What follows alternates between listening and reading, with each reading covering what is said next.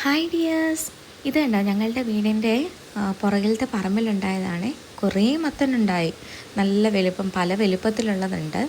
അപ്പം ഇത് നമ്മുടെ പപ്പയ്ക്ക് ചെറിയ ചെറിയ കൃഷികളുണ്ടല്ലോ. അപ്പം പപ്പ ചേന നട്ടതിൻ്റെ അപ്പയായിട്ട് എപ്പോഴോ ഇട്ട അവശിഷ്ടങ്ങളിൽ നിന്നുണ്ടായതാണ്. മത്തൻ്റെ എപ്പോഴോ ആ മത്തൻ്റെ അവശിഷ്ടങ്ങൾ അവിടെ കിടന്ന് അതിൽ നിന്നുണ്ടായതാണ്. നമ്മളൊരു വളവോ ഒന്നും തന്നെ ചെയ്തിട്ടില്ല. പക്ഷേ ഒത്തിരി കായ്ഫലം തന്നിട്ടുണ്ട്. എന്നിട്ട് നീണ്ടങ്ങ് കിടക്കുക, പറമ്പ് നിറയെ ഇങ്ങനെ നീണ്ട് കിടക്കുകയാണ്. നിങ്ങൾക്ക് ആൺപൂവിനെയും പെൺപൂവിനെയും അറിയാവോ? എനിക്കറിയത്തില്ല. പപ്പ എനിക്ക് ഈ പ്രാവശ്യം എനിക്ക് പറഞ്ഞു തന്നു, കാണിച്ചു തന്നു. അതുകൊണ്ട് ഇതാണ് ആൺപൂവ്. ഇപ്പം നിങ്ങൾക്കൊക്കെ അറിയാമായിരിക്കും, എനിക്കറിയത്തില്ല.